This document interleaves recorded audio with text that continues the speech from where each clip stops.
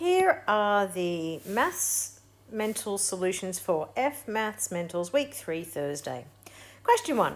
What is the surface area?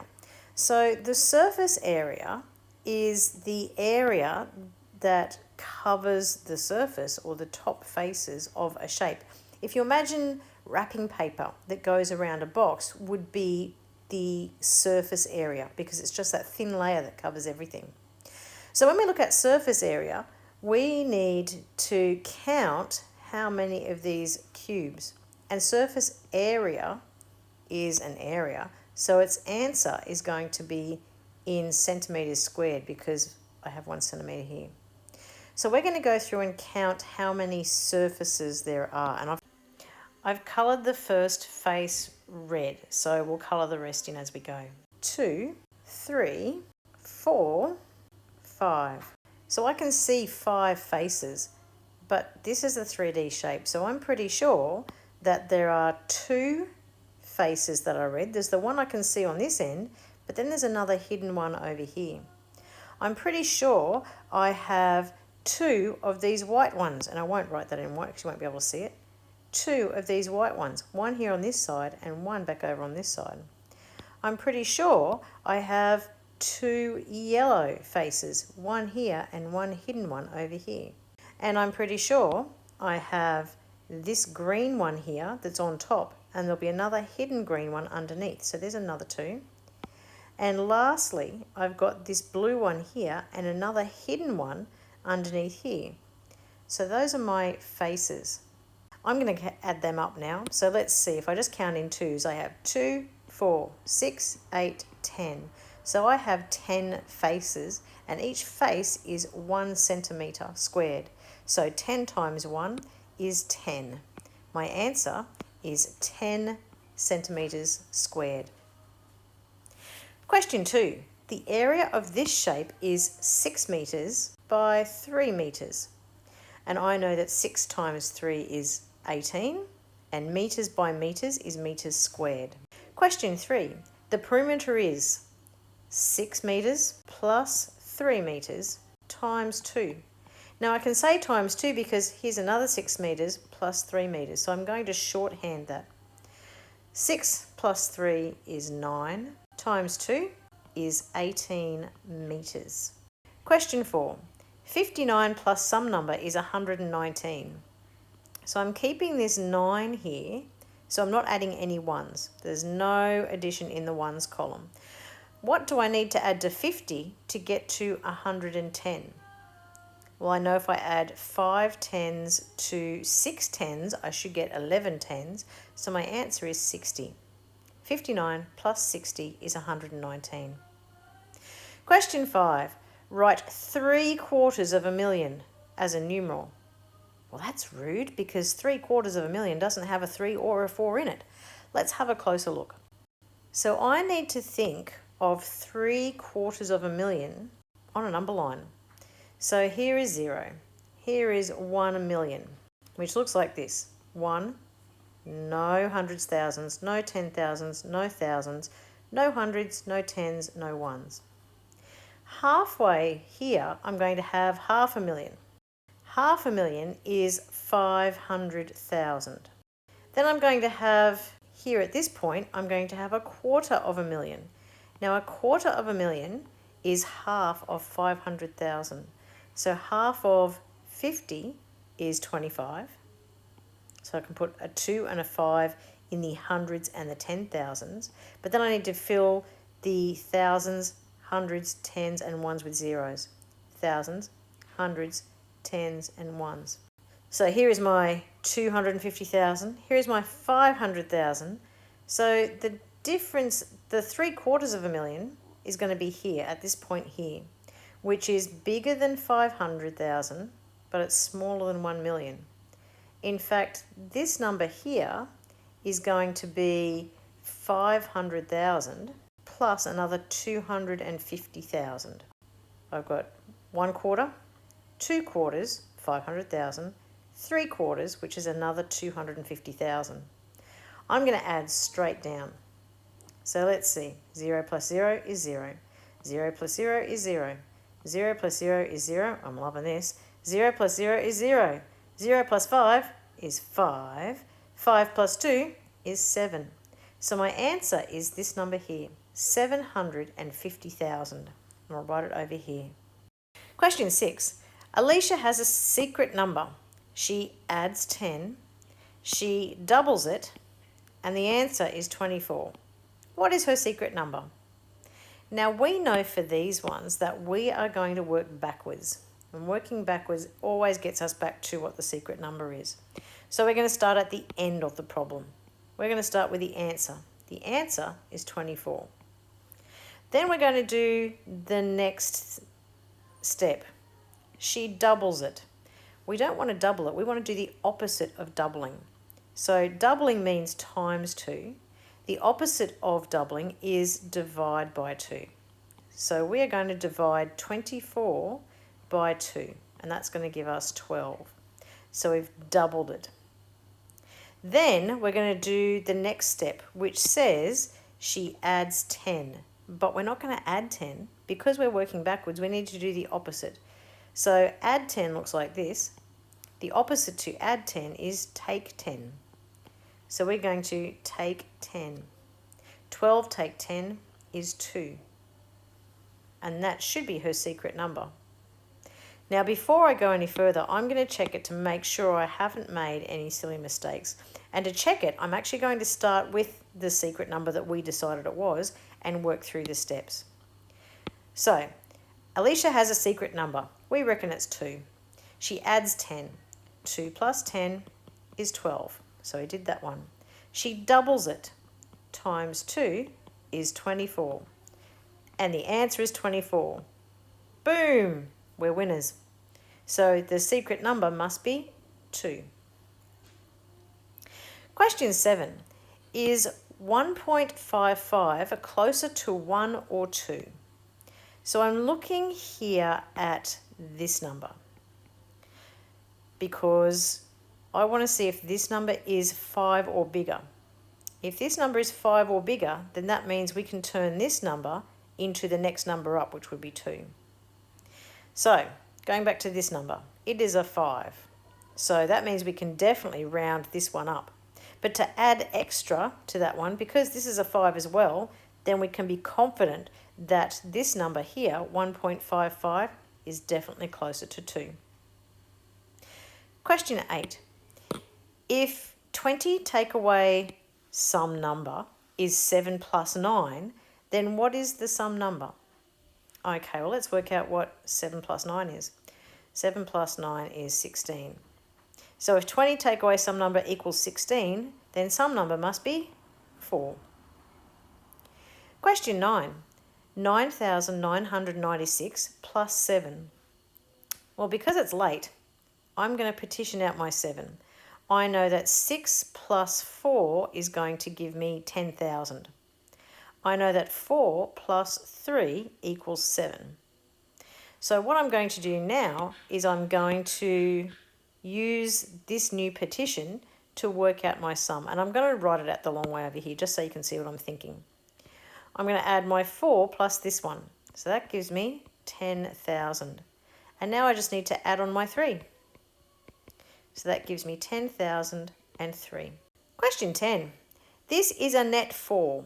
So we need to look at what shape we have at both ends to start with. So I can see at this end I have a triangle and this end I have a triangle. I can't use this part here as my base because all of these shapes would have to be the same if this was my base. So I'm going to use my triangles as my ends. So I have a triangular something.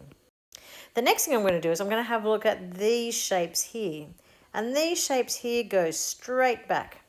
So if I drew my triangle and I drew a square on the end, and that square went back to my other triangle in the background, I would have this shape. And this shape is an extruded shape. We know that extruded shapes are prisms. So this is a net for a triangular prism. Question 11. 6 times 8 equals 12 times something.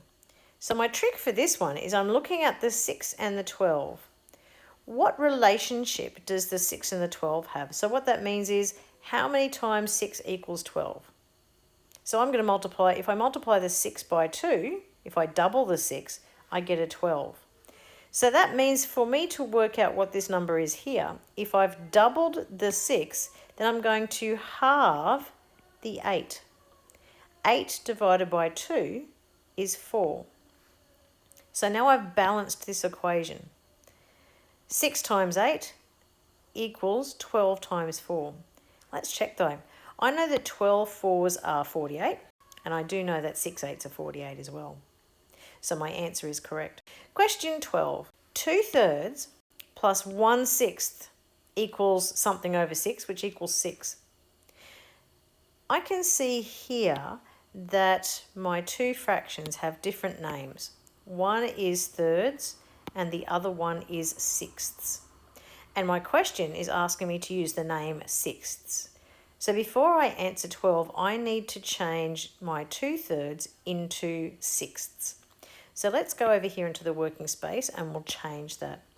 So 2/3 turning into sixths means I have to multiply the 3 by something to get 6.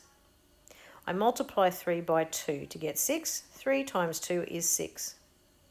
This time, what I do to the denominator, I have to do to the numerator. So I'm going to multiply the numerator by 2 as well. 2 times 2 is 4. So these two fractions are equivalent fractions. They mean the same thing, they have the same value, they're just dressed differently, they look a bit different. So now when I look back at my equation in number 12, I'm going to use this number instead of 2/3. So I'm going to say it's 4/6 plus 1/6. Now that they have the same name, I can just do this. 4 plus 1 over 6, which equals 5/6. Question 13. 50%. Every percent is something out of 100. This time I have 50 out of 100, so I just need to write a 50 there. 50 out of 100, and that equals 0.5. 14. Draw a reflection of the letter shapes. Question 15. 2 to the power of 6. So remember that 6 is a superscript, and it's telling me how many times to write down that 2. Now, whenever we see a superscript like this one, we always have a multiply. So it's not a plus, it's a multiply. So my equation is saying 2 times 2 times 2 times 2 times 2 times 2. 2 times 2 is 4.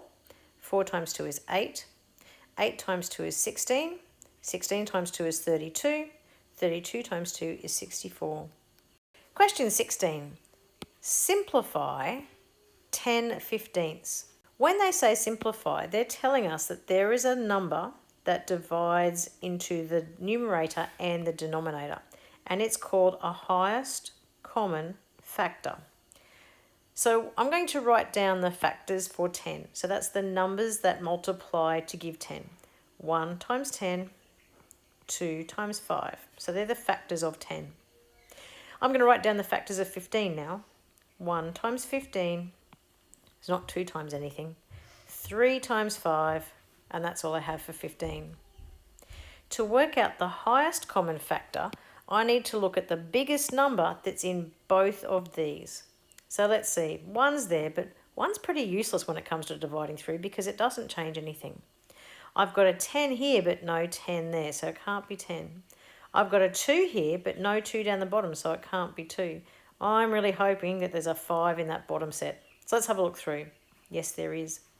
So because there's a 5 down here and a 5 up here, that means I can divide the numerator by 5 and the denominator by 5. Let's see how that works for us. 10 divided by 5 is 2. 15 divided by 5 is 3. So my answer for question 16 is 2/3. These fractions have the same value, they just look different. And 2/3 is much easier to work with than 10/15. Question 17. In which century was the year 1887?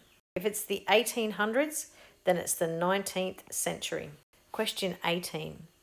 3 times some number equals 4 times 5 plus 1. Well, 4 times 5 is 20. 20 plus 1 is 21.